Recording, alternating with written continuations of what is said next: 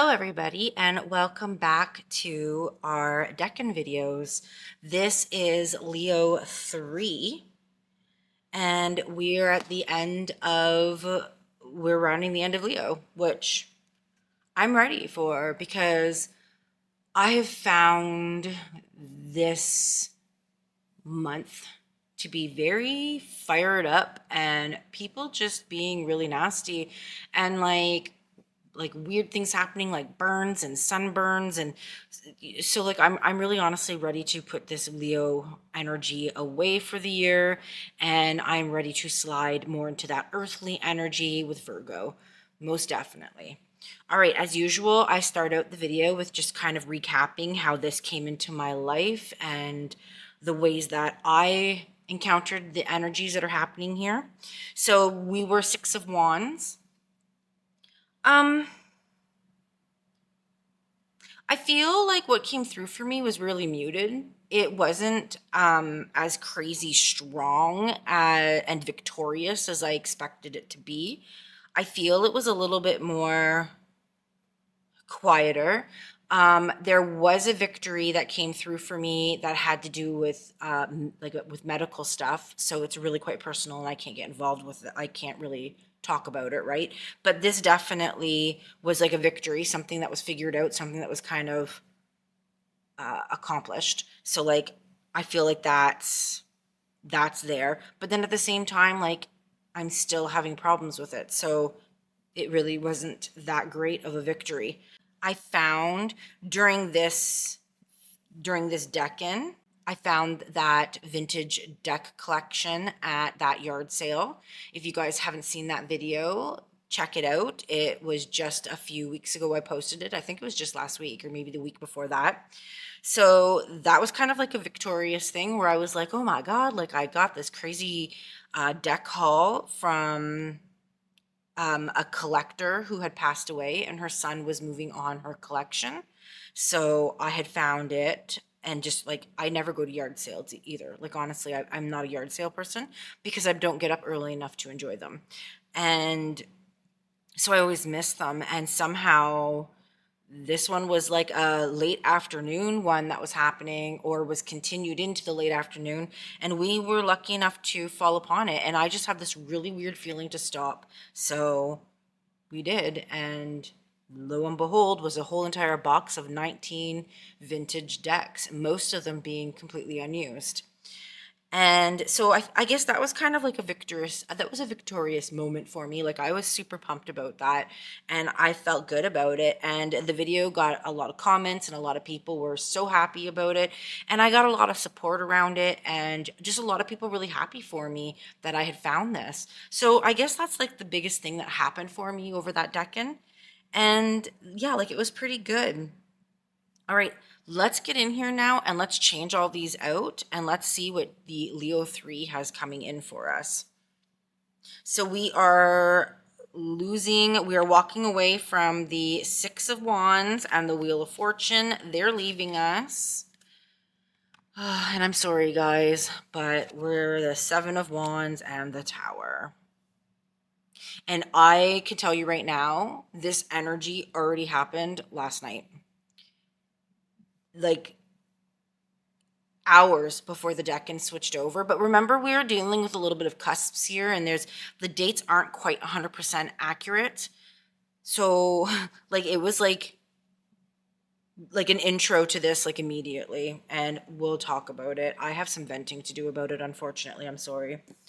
You guys will have to listen to this. All right, so there's our Hermetic Tarot cards that we're changing, and we're leaving the beautiful Jupiter energy. And are you guys ready for this? Because you know, here comes fiery Mars. Temper, temper, right? And then we're also leaving over here, the Knight of Wands is leaving us, and we have the King of Pentacles coming in. So here's the King of Pentacles in the Hermetic Tarot, and we all know the RW, right? So I'm going to place them over here. We'll chit chat about that after. All right. So I'm going to tell you right now what's like I said, this immediately happened. First thing last night, I have a few of these vintage decks that I'm trying to rehome.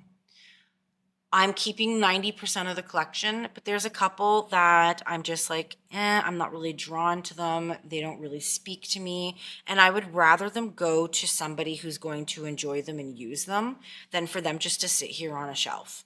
And that's kind of where I'm at with that. And so one of the decks that I'm trying to find a home for is the vintage Rider-Waite that was in the collection. I will tell you right now, I love my vintage decks. I have a couple vintage decks, but I am no expert when it comes to vintage decks, especially RWs. I don't collect vintage RWs. I have the Centennial copies. I have a couple like indie versions of RW. This RW, the two that were in that vintage haul that I got, they're identical. Those are the first vintage tarot or first vintage RWs that I have ever even placed my hands on. And until I got one of those, I didn't even know that there was that big of a difference with them. And I absolutely love the one that I have, right? One was opened and she used, the other one was sealed still. I searched high and low, trying to place this deck, trying to get a price on them, trying to figure out what its date was, and I had no clue how in depth and complex the Rider-Waite collector people are. But my experience was so nasty and so negative that I actually just pulled the post down, and I do not know when I'm going to be reposting it because people were so ignorant and so rude. I tried my best to price it. Like I said, I went on a couple websites. I went on to eBay. eBay's probably not a good way to judge things, but in all honesty, for someone who doesn't know exactly what they're doing when it comes to vintage RWs, yellow boxes, that's kind of where I went because that's kind of all I had, right? And these people were just attacking me and were being so rude when I posted what I thought I had and the amount of money that I wanted for it. And it was a very reasonable amount. It wasn't like hundreds of dollars, like it wasn't anything crazy. And people just started freaking out on me and yelling at me and saying such ignorant comments. It floored me how rude everybody was. There was one lady who was very nice and was trying to explain it to me and told me she couldn't help me very much, but she knew that if it was a true 1971, that I'm looking for a printing number of 34, which I have no idea what the frick a printing number of anything is. So that kind of confused me. I know now because I read a whole bunch of stuff, but at that time I had no idea what that meant. And people were just so ignorant. And when I turned around and I asked people for help, nobody could do anything. They could be ignorant to me and tell me that I was wrong and I'm uneducated and I'm an idiot, but not a single person could offer me guidance, education, offer a website or somewhere that I could go to educate myself on this matter.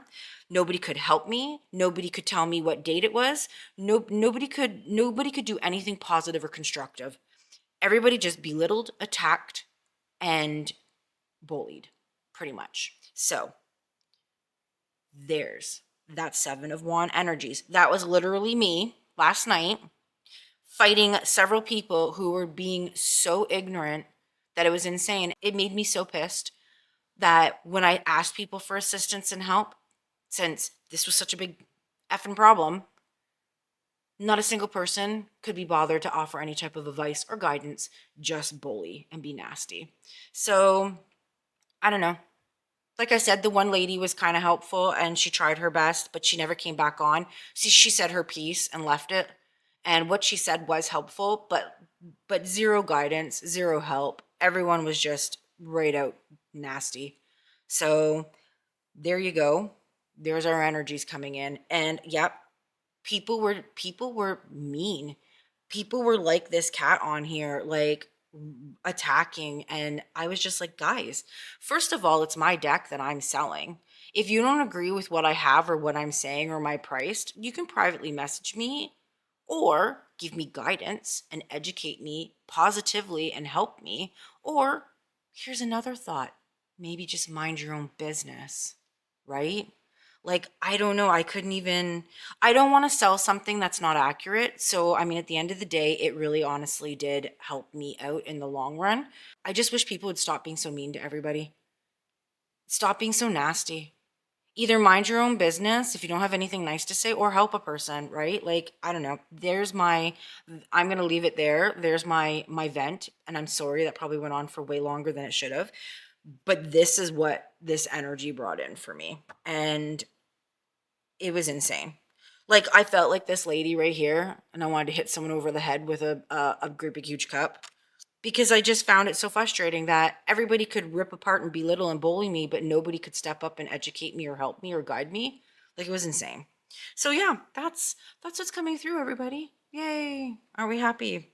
Okay, so let's get into Susan T. Chang's book and see what she says about all of this. So, in her book, she talks about how the five, six, and sevens of wands tell a classic story of heroism. In the fives, our hero proved her mettle against others. In six, she rose to public fame, even kingship. But here in the sevens, something has gone wrong. Yeah, like 100%. The crowd that cheers her on just 10 days ago, one Decan, has turned against her. And that's exactly what I experienced. Holy cow. Like, seriously, it's written right in this book. Standing on high prominence, she faces opposition, protests, rebellion. She is a hot mess, and she can't even find a matching pair of shoes. What now? In case it's not obvious, which it really is, we are in Mars territory now, which means getting to know another special flavor of the tower. With one exception at the beginning of the Decan cycle, Mars always follows Jupiter. Jupiter gently warms and incubates. Mars heats matters to a boiling point. In the Nine of Swords, we can read the tower's falling figure as a form of punishment, divine judgment, or self-criticism. A harsh way of moving out of too many options paralysis of the Eight of Swords. In the Six of Wands, our hero enjoyed Jupiter's gifts of fame and victory. The Seven of Wands, Mars threatens to take them away, and tempers are boiling over. Yeah, you think? I can't make this stuff up, guys. Like, I literally feel like I just live in the world of tarot now. And I'm just like, I can't believe, like I keep saying, I can't believe how much sway these decans have over our lives. And like how it's this like cycle, this repetitive cycle. So she says, like all fives and sevens, the five and sevens of wands are off balance, each reaching for the equilibrium of the six. But unlike Saturn's five of wands, which provided rules by which to select an agreed upon winner in sport, debate, or contest, Mars's seven of wands knows only the most desperate of outcomes. And then she goes on to talk a lot about the Kabbalah tree of life in this chapter, or in this Decan. Like I said, I'm not going to visit that because that is a whole nother system that you need to really study. If this was really a great experience for you, this whole Decan walk thing, you should probably check out the Kabbalah Tree of Life, and check out the information that provides, because a lot of this is obviously based on that, right? This is where it all kind of originates from. And that's what the Thoth deck is really deep in, right? So she also goes on to talk about the seven wands and the other sevens, right? So one unifying concept I found that helps when thinking about sevens is effort. In sevens, there is a strong feeling that there's something you must accomplish, something that you're trying to do or hold on to. There is a passion, a desire, a longing about it. And often that because you're in danger of losing the prize, or you think you are, let's see how this plays out using the suit keywords. So we've got the Seven of Wands, effort, in the realm of ambition and drives. As we've seen, the Seven of Wands has a tenacious vision of glory he or she is trying desperately to protect. In the Seven of Cups, once again, effort, but in the realm of emotions. Another word for what's happening when all of your feelings are straining in one direction is desire. That is the entranced state we see in this hallucinatory vision. So that's where all those cups with all of the different things are floating in front of the character, right? The Seven of Swords, effort, but in the realm of thoughts and conflicts. The shady Seven of Swords has a very complicated agenda. He's attempting to advance. The mental strain is evidence, right? So that's when that guy looks like he's stealing a whole bunch of swords. And then we have the Seven of Pentacles, which is effort in the realm of material resources. Here, one must move mountains with no end in sight. Earth is the slowest element. Stamina and patience will be required. We already kind of dealt with the Seven of Pentacles, right? And like I said, I'm still waiting for some of the things that were set into motion during the Seven of Pentacles to fall into place. So once again, I'll say it again. You want to talk about slow energy? It is slow energy. Like, I don't think I'm going to be seeing these things come to fruition or completion for months, maybe even years. I have no idea, but it's insane. So we've got effort, it being the key word, right? And depending on what suit it is, whether it's emotional, mental, physical, material, sorry, not physical, material, right? And then ambitions, right? With the wands. So very, very interesting how she brings the sevens is that effort, right? Which is really quite an easy way to read that card. She talks about in her own life, the Seven Wands turns up at effortful times.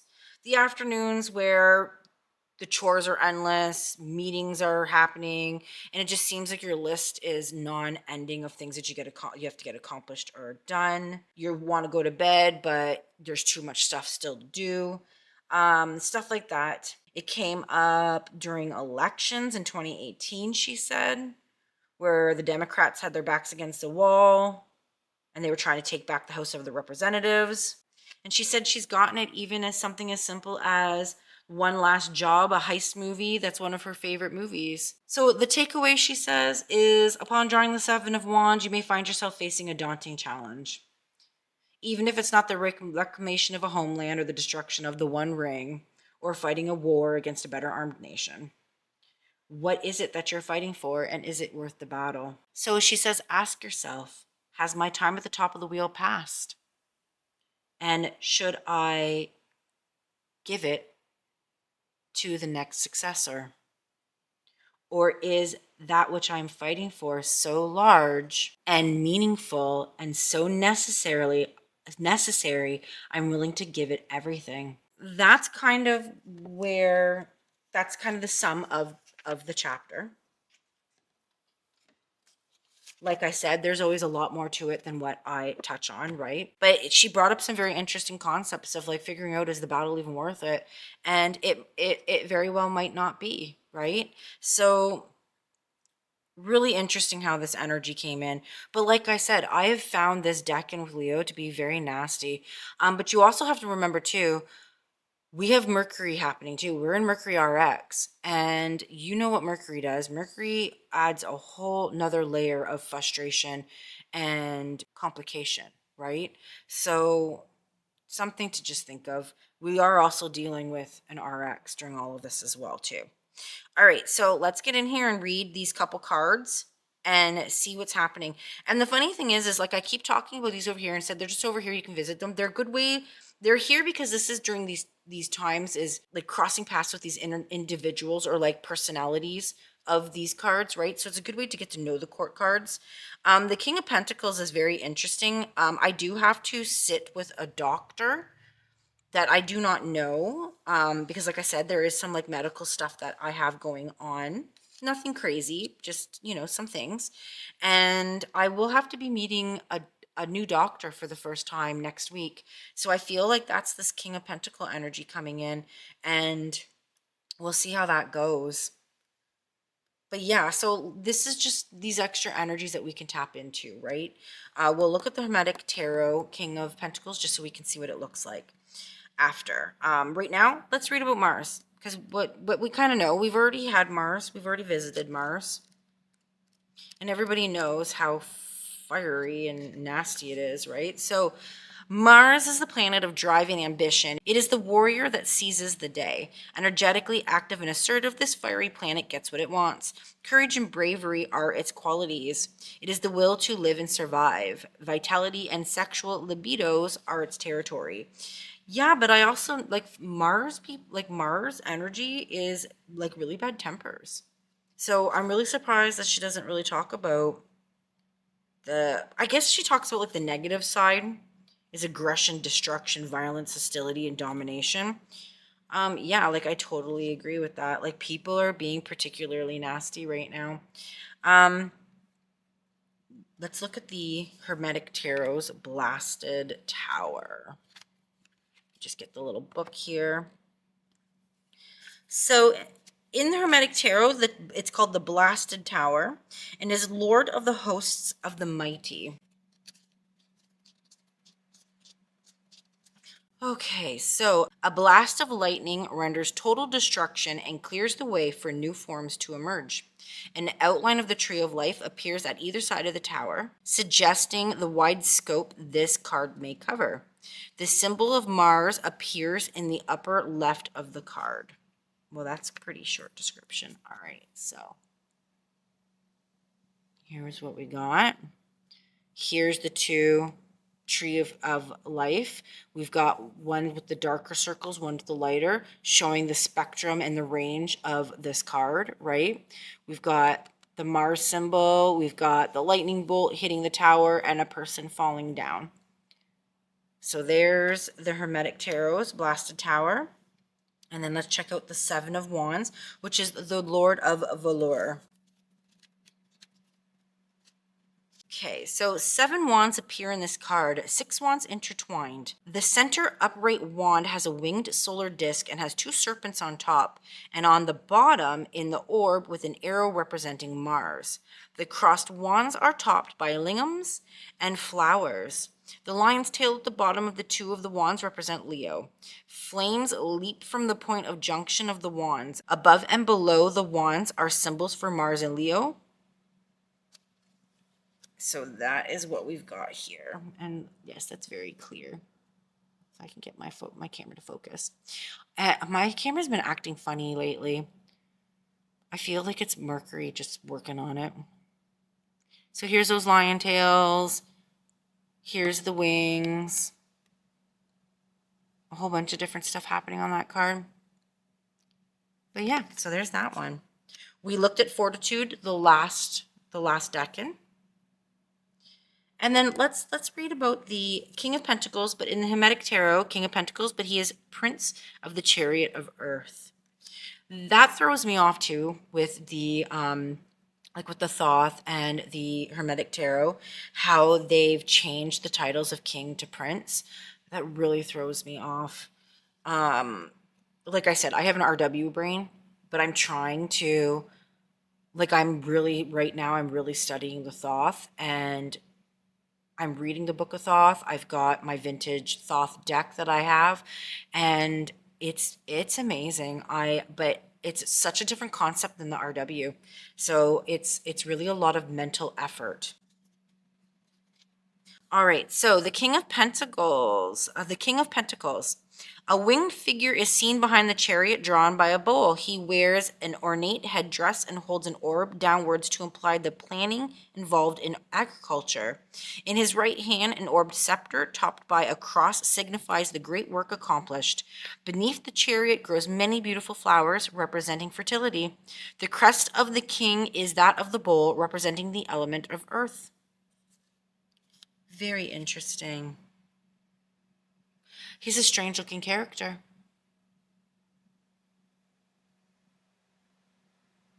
But yeah, so you see all that happening here. You got the bull, you got all the flowers. You got the horns up here, the bull head up here. His head is way too big for his body. But yeah, so different, eh? When you look at them, like the RW and the Hermetic together, and even with the Thoth, they're so different. The energies are so different. Very interesting. All right, so that's kind of what's going on and what's happening. Hopefully this Decan isn't too hard on you guys, but you've been warned. So you have knowledge to prepare yourself and to just, kind of navigate through these situations and know what to expect, right? And how to maybe handle it. Yeah, can't really wait for this decking to be done. So far, I've found this one to be pretty challenging. Like I said, people were just being so nasty last night that it just it I just didn't get it. I was just like, man, why can't someone just say to me, "Hey, let me help you out"? No, that's not what happened at all. So I don't know. Just it really took me off guard because up to this point, I've had very pleasant experiences with people in selling decks and trading decks and doing things like that. So I don't know. It is what it is. But I wish you guys luck in this deck in. I hope things aren't so rocky for you as they appear to be being for me. And I wish you all the luck. So I will see you guys on the next Decan. The next Decan we're switching out. We are going to, let me see what's happening here. Let's get in our book. So we are going from the Seven of Wands, which we are in. We are going to the Pentacle suit. We are going into Virgo. So we have a whole bunch of stuff changing. This Decan that we're in runs from the 11th to the 22nd. So our next video will be on the 23rd. And like I said, we'll be visiting that Eight of Pentacles energy. So yeah, all right. I wish you guys luck, and I'll see you guys on the next Decan. Thanks for watching.